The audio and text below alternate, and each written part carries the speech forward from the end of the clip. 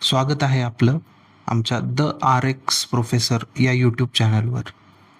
सहज सोप्या भाषेत वैज्ञानिक माहिती सखोलरित्या जाणून घेण्यासाठी हा व्हिडिओ शेवटपर्यंत नक्की बघा. आज आपण माहिती घेणार आहोत सर्पदंशाबद्दल. सर्पदंश या विषयाचे सर्वांगीण आणि सहज सोप्या भाषेतले वैज्ञानिक विश्लेषण आपण आज करणार आहोत. या विश्लेषणात तुमचे स्वागत आहे. सर्पदंश नुसतं शब्द जरी ऐकला ना की अंगावर काटा येतो. अगदी खरं आहे. पण आज आपण या भीतीला थोडं बाजूला ठेवणार आहोत. आज आपण या विषयाच्या अगदी मुळाशी जाऊन सापाचं विष नक्की कसं काम करतं हे बघूयात. आणि त्याहूनही महत्त्वाचं म्हणजे त्या विषापासून माणसाचे प्राण वाचवणारे विज्ञान कसं काम करतं हे सगळं अतिशय सोप्या भाषेत समजून घेणार आहोत. तर मग तयार आहात ना? चला मग थेट विषयालाच हात घालूया. तत्पूर्वी एक आकडा सांगतो. 46,000 ते 60,000. आता तुम्ही म्हणाल हा कसला आकडा आहे? तर भारतात दरवर्षी सर्पदंशामुळे होणाऱ्या मृत्यूंचा हा आकडा आहे. विचार करा, देशात वर्षभरात जवळपास 28 लाख सर्पदंशाच्या घटना घडतात आणि त्यात एवढ्या मोठ्या संख्येने म्हणजे 60,000 इतक्या लोकांना आपला जीव गमवावा लागतो. हे खरोखरच एक गंभीर वास्तव आहे ज्याकडे आपण सहसा लक्ष देतच नाही. आणि म्हणूनच या आणीबाणीचा सामना करण्यासाठी आपल्याकडे शास्त्रशुद्ध माहिती असणे फार अत्यंत आवश्यक आहे. आज आपण काय पाहणार आहोत? भारतातील द बिग फोर डेडली सापाचे विष कसे काम करते, प्रथमोपचाराबद्दलचे सत्य आणि गैरसमज, अँटीव्हेनमचा तो वैद्यकीय चमत्कार व शेवटी सर्पदंशावरचे प्रतिबंधात्मक उपाय आणि तंत्रज्ञान. चला पुढे जाऊया.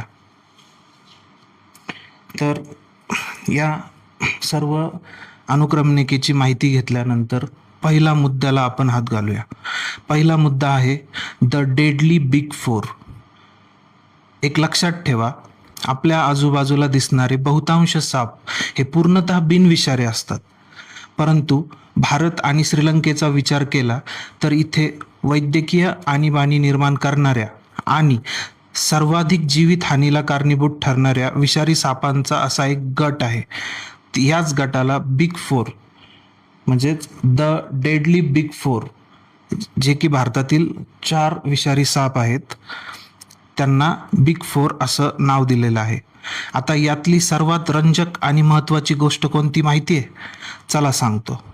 त्यासाठी भारतातल्या सर्पदंशाच्या घटनांची आकडेवारी बघा. यात एकट्या रसेल्स वायपर म्हणजे घोणस सापाच्या दंशामुळे तब्बल 43% घटना घडतात. याच्याच पाठोपाठ क्रेट्स म्हणजे मण्यार 18% आणि कोब्रा म्हणजेच नाग 12% यांचा क्रमांक लागतो. ही आकडेवारी आपल्याला अगदी स्पष्टपणे सांगते की आपला मुख्य धोका नेमका कोणत्या सापापासून आहे. आता आपण दुसऱ्या भागाकडे वळूया. सापाचं विष शरीरात नक्की कसं काम करतं? तर हे 4ही विषारी साप किंवा त्यापैकी एखाद्या सापाने चावा घेतल्यानंतर हे विष मानवी शरीरावर आतून नेमका कसा हल्ला करतं याचा तुम्ही कधी विचार केला आहे का? यामागील जीवशास्त्र म्हणजेच बायोलॉजी थोडेसे जाणून घेणं इथे खूप गरजेचं आहे. बघा, विषाच्या मुख्यत्वे 3 श्रेणी असतात, 3 टाईप्स असतात. पहिलं म्हणजे न्यूरोटॉक्सिक, दुसरं म्हणजे सायटोटॉक्सिक आणि तिसरं म्हणजे हिमोटॉक्सिक. तर पहिलं बघूया. न्यूरोटॉक्सिक म्हणजे ते विष जे थेट मज्जासंस्थेवर म्हणजेच मानवाच्या नर्वस सिस्टीमवर हल्ला करतं, ज्यामुळे स्नायूंचा अर्धांगवायू होतो आणि श्वसनक्रिया पूर्णपणे थांबू शकते. दुसरं आहे सायटोटॉक्सिक. हे विष पेशी आणि ऊती नष्ट करतं. यामुळे एवढ्या असह्य वेदना होतात ना की त्या ठिकाणचा भाग अक्षरशः सडू लागतो, ज्याला वैद्यकीय भाषेत नेक्रोसिस असे म्हणतात. आणि सर्पविषाचा तिसरा प्रकार म्हणजे हिमोटॉक्झिक. हे विष रक्ताच्या गुठळा होण्याच्या म्हणजे क्लॉटिंग होण्याच्या नैसर्गिक प्रक्रियेत अडथळा आणतं, ज्यामुळे शरीराच्या आतूनच गंभीर रक्तस्राव सुरू होतो म्हणजेच हिमोरेज. पण इथे एक अतिशय महत्त्वाची गोष्ट लक्षात घ्यायला हवी. सापाचं विष हे काय साधं सुद्धा रसायन नसतं. ते एक अतिशय गुंतागुंतीचं मिश्रण किंवा कॉम्प्लिकेटेड कॉकटेल असतं. त्याला आपण एका साच्यात बसवूच शकत नाही. उदाहरणच द्यायचं झालं तर फॉरेस्ट कोब्रा सारख्या सापाच्या विषामध्ये न्यूरोटॉक्झिक आणि सायटोटॉक्झिक असे दोन्ही घातक घटक एकत्र असू शकतात. याचा साधा अर्थ असा की एकाच दंशामुळे शरीरात वेगवेगळ्या प्रकारचं नुकसान एकाच वेळी सुरू होऊ शकतं. सर्पविषाच्या अशाच भयानक स्वरूपामुळे काही लोक घाबरून सापाला दूध पाजतात, जेणेकरून तो उद्या चावणार नाही किंवा गरळ ओकणार नाही. पण आपण एक विसरतो, आपल्याकडे एक जुनी म्हणच आहे ना, अहिमुखी दुग्ध होय गरल, श्वानपुच्छ न होय सरल. याचा अर्थ काय हे तुम्ही जाणता? कमेंट बॉक्समध्ये मला तो नक्की सांगा. नसेल माहीत तर मी पुढच्या व्हिडिओच्या पिन कॉमेंटमध्ये नक्की सांगेल. माहिती उपयोगाची वाटत असेल तर व्हिडिओला लाईक करा आणि चॅनलला सबस्क्राईब करा. आता आपण एका अशा मुद्द्यावर आलो आहोत, जो तिसरा मुद्दा आहे आपला, जो अक्षरशः जीवन मरणाचा प्रश्न ठरू शकतो. तो म्हणजे प्रथमोपचार, सत्य आणि गैरसमज. चित्रपट किंवा मालिकांमधून सर्पदंशाच्या उपचारांबद्दल जे काही अचाट दाखवलं जातं ना, ते भयानक आणि जीवघेणे गैरसमज डोक्यातून काढून टाकण्याची हीच ती योग्य वेळ आहे. हॉलिवूडच्या किंवा आपल्याकडील बॉलिवूडच्या चित्रपटांमधील गैरसमज विरुद्ध वैद्यकीय व वैज्ञानिक वास्तव हे आपण इथे जाणून घेऊया. जखमेवर घट्ट दोरी बांधायची, ब्लेडनी ती जखम कापायची किंवा तोंडाने विष शोषून काढण्याचा प्रयत्न करायचा, हे सगळे उपाय ऐकायला शूर पराक्रमी असे वाटत असले तरी ते पूर्णपणे चुकीचे आणि अतिशय धोकादायक आहेत. वैद्यकीय अहवाल असे स्पष्ट सांगतात की घट्ट दोरी बांधल्यामुळे तिथला रक्ताभिसरण थांबतं आणि ऊतींचं इतकं भयंकर नुकसान होतं की कधी कधी तो अवयव चक्क कायमचा कापून काढावा लागतो. वैद्यकीय वास्तव काय आहे माहिती आहे का? रुग्णाला शांत ठेवणं, त्याला स्थिर ठेवणं आणि कसलाही वेळ न दवडता तातडीने रुग्णालयात नेणं, हाच खरा जीव वाचवणारा उपाय आहे. जागतिक आरोग्य संघटनेच्या म्हणजेच WHO वर्ल्ड हेल्थ ऑर्गनायझेशनच्या वैद्यकीय मार्गदर्शक तत्वांनुसार एक अत्यंत सोपा नियम प्रत्येकाने लक्षात ठेवायलाच हवा. तो म्हणजे कॅरी नो RIGST. आता हे काय आहे?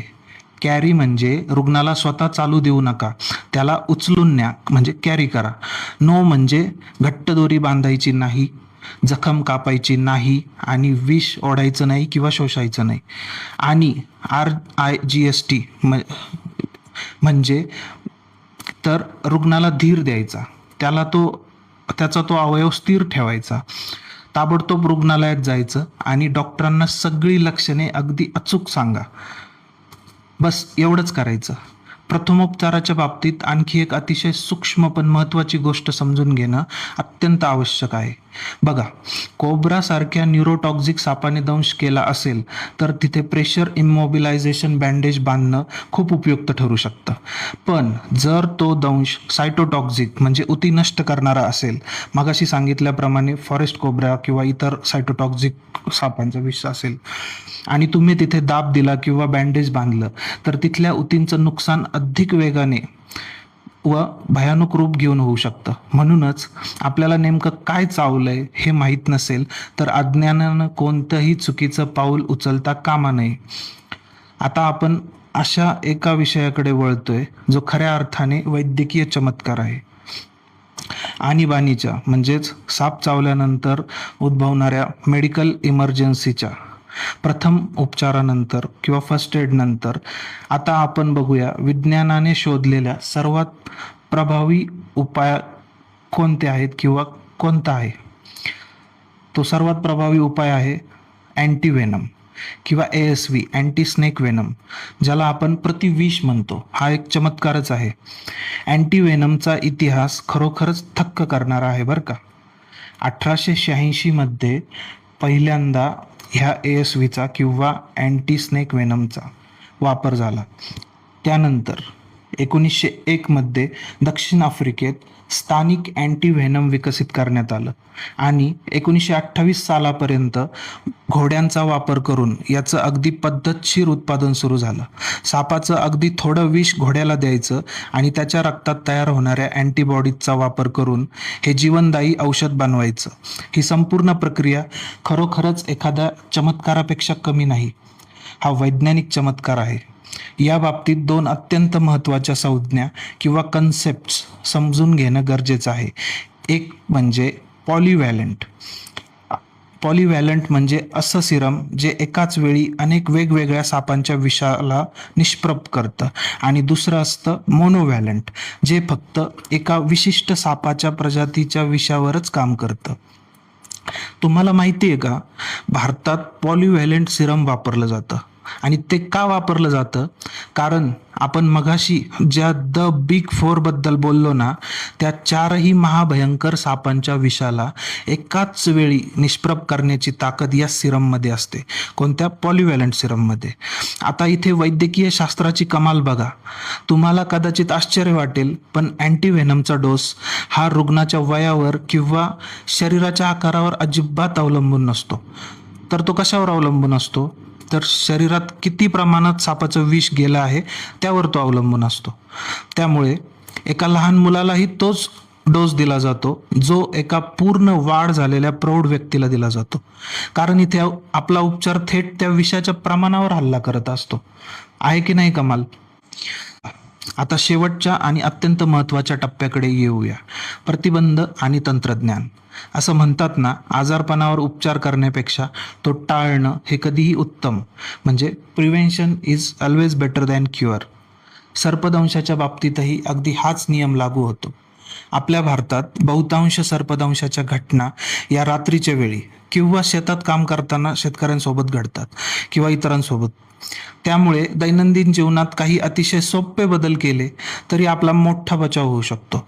जसे की शेतात काम करताना बूट आणि पूर्ण पॅन्ट घालणे, रात्री बाहेर पडताना नेहमी हातात विजेरी किंवा टॉर्च सोबत ठेवणे, जमिनीवर न झोपता कॉटवर किंवा मच्छरदाणी लावून झोपण्याची सवय ठेवणे आणि हो, घराच्या आजूबाजूला वाढलेलं गवत आणि लाकडाचे ढिगारे वेळोवेळी साफ ठेवणे. हे उपाय ऐकायला अगदी साधे किंवा क्षुल्लक वाटू शकतात, पण ते खरोखरच तुमचे प्राण वाचवू शकतात, स्पेशली ग्रामीण भागात. आणि आता केवळ हे साधे उपायच नाहीत, तर आजचे आधुनिक तंत्रज्ञानही आपल्या मदतीला धावून आले आहे. उदाहरणार्थ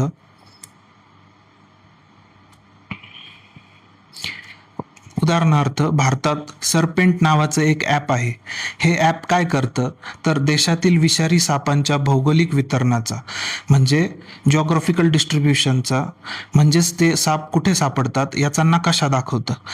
तंत्रज्ञानाची ही डिजिटल ढाल स्थानिकांना धोक्याच्या जागा आधीच टाळण्यासाठी आणि तातडीच्या परिस्थितीत मदत मिळवण्यासाठी खरंच उपयुक्त ठरतात. तर हा संपूर्ण विषय समजून घेतल्यानंतर सर्वात महत्त्वाचा मुद्दा हा उरतो की मानवाच्या मनात सापांबद्दल असलेली ती निसर्गदत्त भीती हीच त्या शिक्षणाच्या मार्गातील सर्वात मोठी अडचण तर नाही ना? जे शिक्षण किंवा जी माहिती, जे ज्ञान मानवाचे आणि वन्यजीवांचे असे दोन्ही जीवन वाचवण्यासाठी आज अत्यंत आवश्यक आहे. निव्वळ भीती बाळगण्यापेक्षा योग्य ज्ञान आणि विज्ञानाची कास धरल्यास आपण सगळे नक्की सुरक्षित राहू शकतो. यावर नक्की विचार करा. धन्यवाद. व्हिडिओ आवडल्यास लाईक करा, शेअर करा आणि आपल्या मित्र आप्तजनांनाही पाठवा. त्यांना त्यात तुमची काळजी दिसेल आणि उपयुक्त माहितीचा प्रसार होऊन अनेक जीव वाचवता येतील. चॅनलला नक्की सबस्क्राईब करा. ते बिलकुल मोफत आहे. आपणास एका क्लिकवर व्हिडिओ दिसतो, परंतु हा असा एक व्हिडिओ बनवायला खूप वेळ जातो आणि खूप मेहनत लागते. आणि जीवनावर सकारात्मक परिणाम करणारी माहिती मिळत असेल तर चॅनलला सपोर्ट करण्यासाठी सबस्क्राईब जरूर करा. धन्यवाद.